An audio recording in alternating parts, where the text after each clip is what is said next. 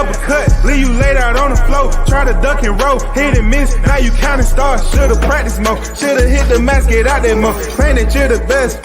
You gotta show me, son. Actions over words, baby boy. Is you real or what? Talking way too much, world come. Back sports, talking way too much, world come. Back sports, talking way too much, world come. Back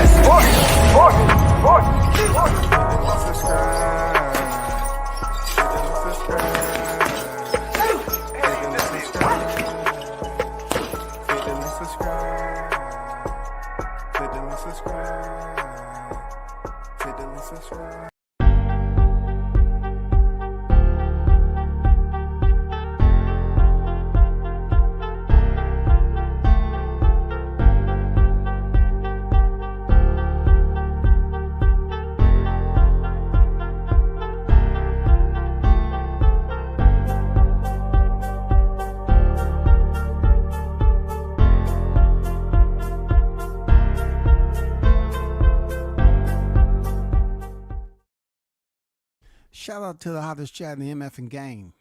A-Side official. No negotiation needed, period. You already know the first in the building. The neighborhood Hebrew is on deck. Salute to you, man. Appreciate you pulling up. Supporting the channel as always. You're new to the chat, but salute for pulling up. Bruce Gas, Boxing Jazz, and more, man. The OG is on deck. Salute. What's good with it, Bruce? How you feeling? And how you living? You know what I'm saying? We'll get right down to it. The title is Massive Offer. Crawford to fight Ennis for a title he never lost. Pay the ticket. 75 to 80 million. I want to take you off on a little walk in the park. You know what I'm saying? Like we used to do back in the day. I know Bruce knows about this. We used to pick up the paper. The newspaper used to your front door. In some areas, it's still that way, but not as much across the board. But I want to take you, for a little stroll and,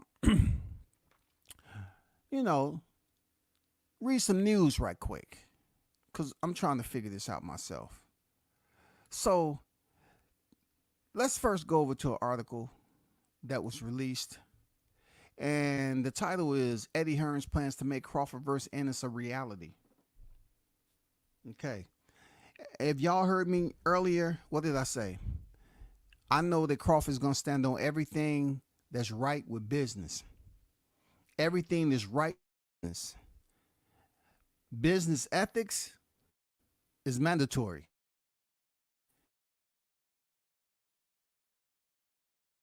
People who they doing business with. That's all the time, every time. But in this case, the business should be a bit different. Why? Because we're talking about a situation that went down before Jerron Ennis was signed with Matchroom. It's very important to know this shit. Because if you think about how it all went down leading up to the fight with Crawford Spence, the winner, and then, going through the training camp, the sacrifice, the blood, sweat, and tears, the media scrums, the pressers, open workout, everything that had to be done with Crawford to go in there and perform the way he did with his team, properly preparing him for that battle, right? To only have 90 plus days to hold on to that IBF title. That's not the first time he had an IBF title. I'm just saying that one was a little bit more special because it had a lot more blood to it. You know what I'm saying? The blood wasn't on his hands. It was on the title. It was on 3 titles, the IBF, the WBC, and the WBA. You know what I'm saying? The WBO was already clean. That was in his possession. But those 3 titles had blood on them. And it was the blood of his opposition that he'd been waiting several years to step in there and face. Being he did earn them, somehow, some way, we had the unfortunate pleasure of watching the IBF get stripped away apparently out of nowhere. And it was amazing once again to see how boxing fans show you that they really the worst, fight fans in combat sports. because they will sit up here and cheer something that really don't go along with the process. But just because it's a fighter that they don't favor, they'll cheer for it. And that's what we've seen with this situation. This situation was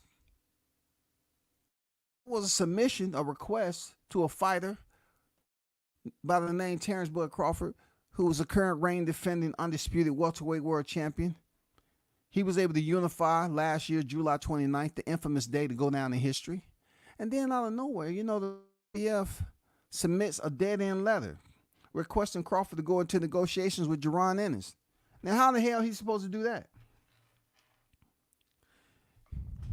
You trying to tell me the former president of Showtime at the current time, was the president of Showtime? You trying to tell me he didn't know about this? I'm just saying, y'all kind of getting confused, right? You trying to tell me he didn't know about this? I know he's not the president of the IBF, but I'm just saying, Ennis was the defendant. You know what I'm saying? Ennis was the defendant. He's the one that was the recipient that was about to receive this IBF title. You don't think any phone calls was made behind the scenes to try to see this play out the quickest way possible to set him up to have leverage? Because Ennis is nothing with the IBF championship when it comes to leverage. So all of a sudden, out the way, being that Showtime was going to leave, right? Showtime was going to leave. Somebody must have, made good on their promissory note with Ennis and got him the IBF title. Now moving to 2024, being that Bud Crawford could not meet their request because he was locked in contractual. We know that. So they sent the bullshit ass letter up there to get that man stripped of the title that he worked so hard to earn, right? Now, full circle, Ennis finally, being able to win his lawsuit, dismissed with prejudice, time to spread his wings, he gets signed to Matchroom. Like I said, I'm happy for him. I'm happy for Ennis signing with Matchroom. But also there's a dilemma that I don't have too much respect for. It's how he received his first world title. I remember the night. I pay attention to small little details sometime, because an old nigga like me, sometimes I forget shit like Bruce. Being that I'm not a smoker or anything, you know what I'm saying? All right, sometimes I forget, man, just old age kick up, right? But, I just pay attention to little petty shit. And I remember him being on the Gervonta Davis undercard and Gervonta coming up out of there with a stoppage. I remember him walking past Boots, who was standing in the doorway. All you got to do is check the vid. Standing in the doorway with his IBF interim title. And Tank walked past him. He didn't stop, no hugs, anything like that. He might have told him congrats and kept walking. Real talk. And Boots was standing up there by himself with that title, and he was doing something with his bag. That was him going in there facing Korean Chudikin. He hadn't fought Ramon Villa yet. You know what I'm saying? So with that performance and how bad it looked when he won that IBF interim title, it wasn't too many hands clapping and heels, jumping up and down and people cheering, and they up there having a serenade. We are the world. We are here to make a better place for Ennis and his team. We are the world. We are your fans. I didn't hear none of that. I didn't hear no big collaboration amongst the YTC creators, rooting and cheering that performance. A lot of motherfuckers didn't want to really step up and give him criticism like they should. But now he's signed with Eddie Hearn. Now everybody's trying to jump on the railways and try to figure out if they want to catch it to the next station or two and stay on board. It's going to be difficult for them to do that because this is a different type of train now. This is not the PBC train. This is now Matchroom train, which is quite different than who they were supporting heavy. Now they have a fighter that was supposed to be the next caveat or the carryover from Errol Spence Jr. to Jerron Ennis, but they chose not to go the PBC route. Now, word has been out that PBC, as much as I was going to go in detail about this freaking thumbnail, I'll do it tomorrow though. I'm going to do it tomorrow. I'm going to save it. You got to spread load this shit. But from my understanding, they wouldn't give this man benefits. They wouldn't give him the contractual amenities that he was looking for. They wasn't giving him something that fulfill the appetite of him and his father. And that's a problem. You know why that's a problem? Because I'm looking at it like they're talking about loyalty. You know what I'm saying with Steven? Loyalty. Loyalty to PBC, loyalty. You know what I'm saying? It's all about loyalty, y'all. So if it was all about loyalty and you had that connection with Steven Espinosa, how can PBC make an offer to Team Ennis and it doesn't satisfy their appetite? It's not a deal that he can digest and move forward. How? This is the Black Puba. This is Al Puba.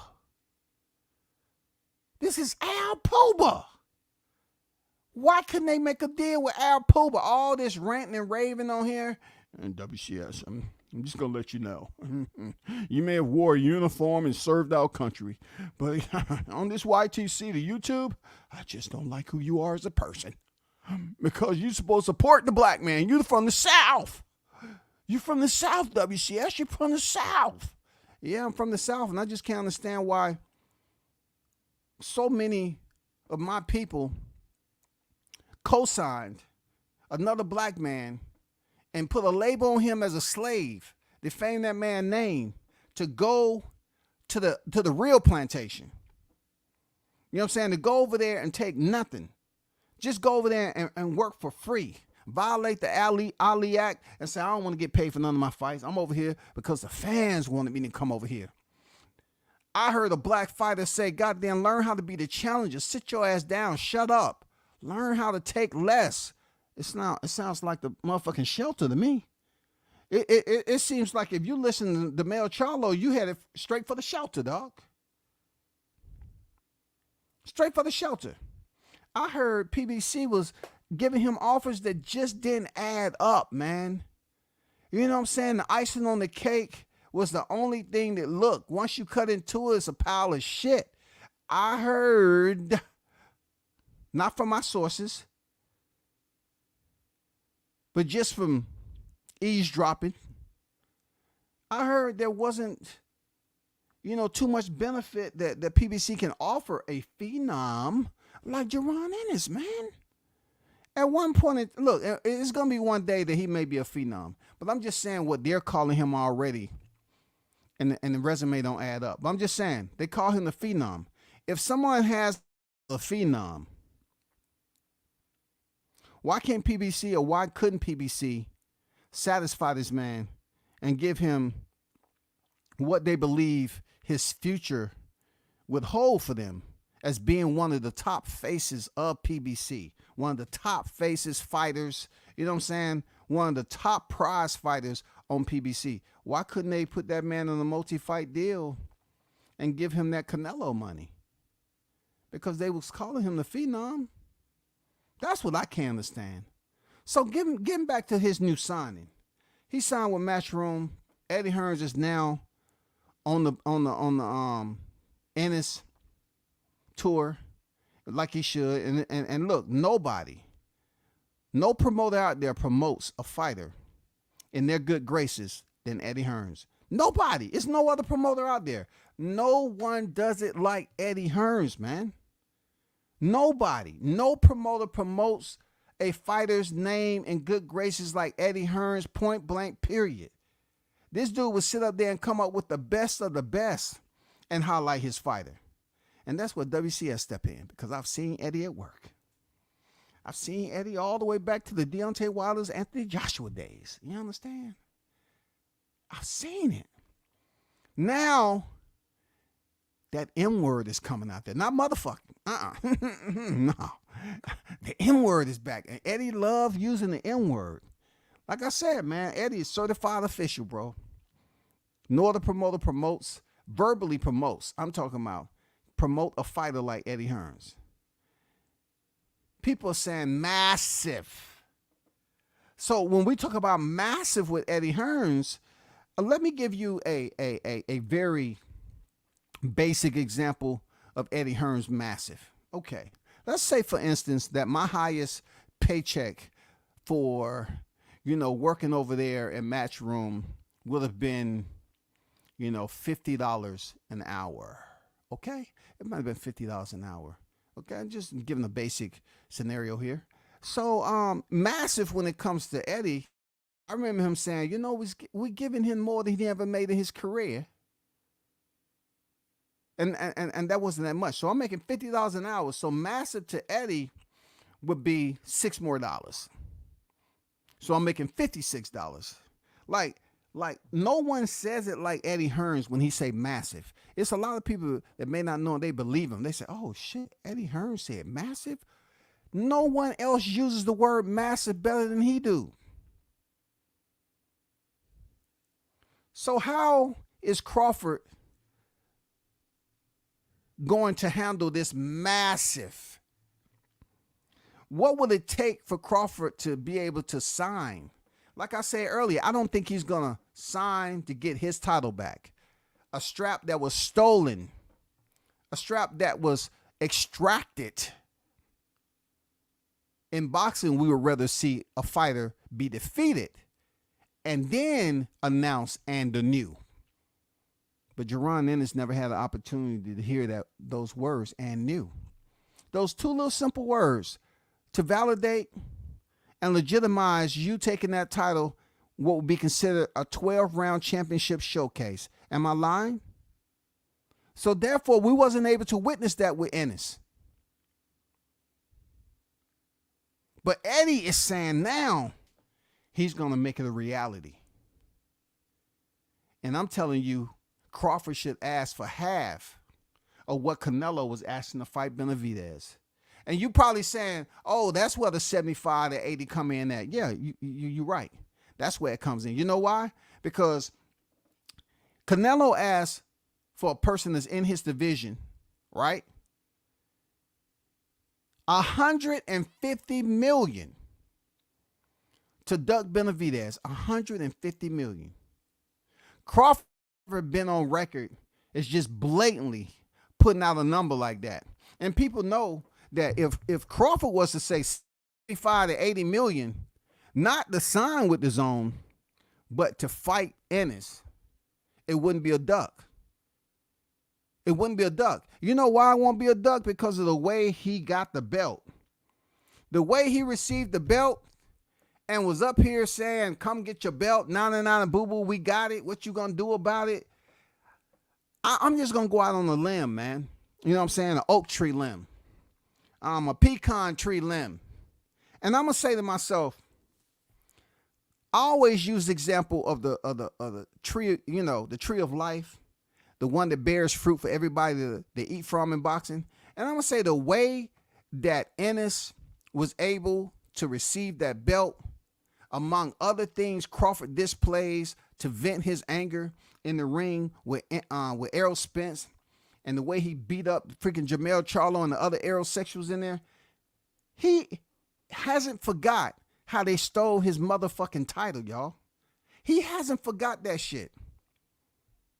I'm not saying, I'm not speaking for him. I'm not saying I know what's on his mind, but I know it was a lot of people talking about he was top-ranked Toby and all this other shit that used to take place when they was excoriating this man, when they thought it was fun to do that, just recreationally running a smear campaign on his name.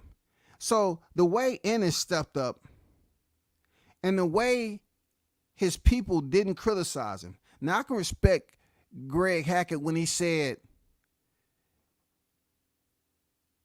he has the title. He has it, not the way they wanted to get it, but he has it now. You know what I'm saying? It's not the way they wanted to get it, but he has it now, something to that extent. He has it.